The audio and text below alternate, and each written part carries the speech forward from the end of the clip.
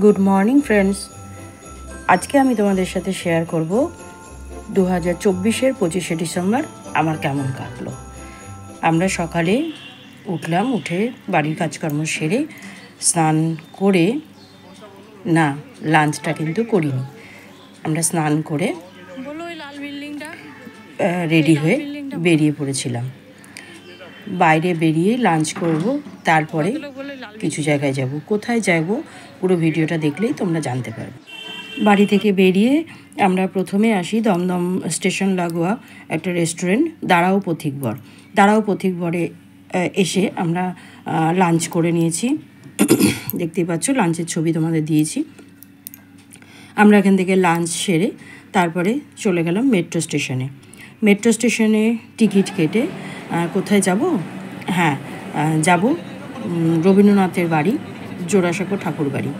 সেজন্য আমরা গিরিশ পার্কের মেট্রো টিকিট কেটে মেট্রোতে উঠলাম। উঠে গিরিশ পার্কে গিয়ে নামলাম।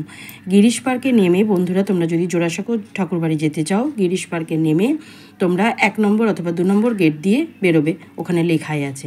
তারপরে বাইরে বেরিয়ে কিছু দূর হেঁটে যাওয়ার পরে দেখতে পেলাম দেয়া আছে জোড়াসাঁকো ঠাকুর বাড়ি, কোন পথ দিয়ে যাবো সেই অ্যারোটা। এ দেখো আমরা পৌঁছে গেছি জোড়াসাঁকো ঠাকুর বাড়ির এলাকায়। আমরা এগিয়ে চলেছি, অনেকটাই, খুব বেশি দূর বলবো না, তবে বেশ খানিকটা হাঁটতে হয়। এ দেখো পথে যেতে যেতে দেখতে পাচ্ছি এখানে রবীন্দ্রভারতী বিশ্ববিদ্যালয় দেখাচ্ছে, তারপরে দেখতে পাচ্ছি রবীন্দ্র মঞ্চ। আমি সবগুলো তোমাদের ডিরেকশনের জন্য তুলে নিয়েছি। এবার চলে এলাম আমরা জোড়াসাঁকো ঠাকুরবাড়ির গেটটা খুব ভালো করে তুলতে পারিনি, কারণ রাস্তায় তো যানবাহন চলাচল করছিল, তার জন্য। এই যে দেখাচ্ছে জোড়াসাঁকো ঠাকুরবাড়ির এলাকায় আমরা ঢুকে পড়েছি। আমরা হেঁটে চলেছি,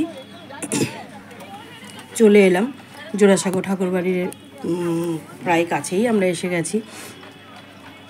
এগিয়ে যাচ্ছি আমরা। এবার ওই গেট দিয়ে, বড় গেটটা দিয়ে ঢোকার পরেও কিন্তু খানিকটা ভেতরে হেঁটে যেতে হবে। এ দেখো সামনে দেখতে পাচ্ছি আমরা জোড়াসাঁকো ঠাকুরবাড়ি। আমরা এগিয়ে চলেছি, কিন্তু বন্ধুরা দুর্ভাগ্যবশত তোমাদের বলে রাখি, আমরা ভেতরে যেতে পারিনি। কেননা ওখানে যাওয়ার পরে জানতে পারলাম যে 25শে ডিসেম্বর এটা বন্ধ থাকে, রবিবারে খোলা থাকে, কিন্তু 25শে ডিসেম্বর এবং যে কোনো হলিডেতে জোড়াসাঁকো ঠাকুরবাড়ি বন্ধ থাকে। একমাত্র রবিবার দিন কিন্তু হলিডে হলেও খোলা থাকে। তাই বাইরে থেকেই কিছু ছবি তোমাদের জন্য তুলে নিয়ে এলাম। ঠিক আছে, পরে আবার কোনো দিন যাবো যখন, তখন ভেতরের সমস্ত কিছু ইনফরমেশন বা আরও কিছু ইনফরমেশন এবং ভেতরের সমস্ত কিছু ছবি তোমাদের সাথে শেয়ার করব। এবার যখন হলোই না জোড়াসাঁকো ঠাকুরবাড়ি ঢোকা, তখন ঠিক করলাম যে কাছেই দেখেছিলাম মার্বেল প্যালেস। তখন ঠিক করলাম ঠিক আছে চলো যাই, মার্বেল প্যালেসটাই ঘুরে যাই আজকে। এবার আমরা জোড়াসাঁকো ঠাকুরবাড়ির এলাকা থেকে বেরিয়ে আমরা মার্বেল প্যালেসের দিকে রওনা দিলাম। এই যে জোড়াসাঁকো ঠাকুরবাড়িতে যাওয়ার আগেই দেখতে পাবে এই রেস্টুরেন্টের পাশ দিয়ে গেলেই মার্বেল প্যালেস দেখা যাচ্ছে। আমরা এগিয়ে যাচ্ছি, দেখো সামনে দেখতে পাচ্ছি আমরা মার্বেল প্যালেসের দিকেই কিন্তু এগোচ্ছি। ভাবলাম জোড়াসাঁকো ঠাকুরবাড়ি যখন হলো না, তখন মার্বেল প্যালেসটা ঘুরে দেখেই আজকে চলে যাই, অন্যদিন আসবো আবার জোড়াসাঁকো ঠাকুরবাড়িতে। কিন্তু দুর্ভাগ্যবশত মার্বেল প্যালেসটাও কিন্তু আমাদের আজ আর দেখা হলো না। মানে গতকাল যে আমরা বেরিয়েছিলাম, আমাদের ভেতরে ঘুরে দেখা হলো না।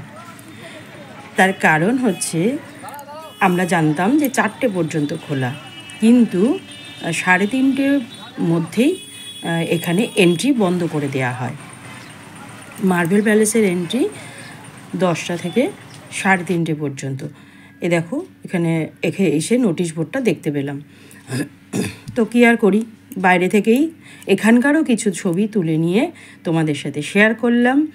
আর বন্ধুরা, তোমরা যদি যাও, তোমাদের জন্য ইনফরমেশন হলো এটাই যে এখানে মার্বেল প্যালেসে ঢুকতে কোনো টাকা লাগে না, শুধু আইডি প্রুফ নিয়ে যেতে হয়, আর অবশ্যই 3:30টার মধ্যে যাবে। আর একটা কথা বলে রাখা ভালো, মার্বেল প্যালেস কিন্তু বন্ধ থাকে বৃহস্পতিবার এবং সোমবার। এইভাবে কেটে গেল সারাটা দিন। এবার আমরা ফিরে চললাম বাড়ির পথে। আজকের মতো এই পর্যন্তই।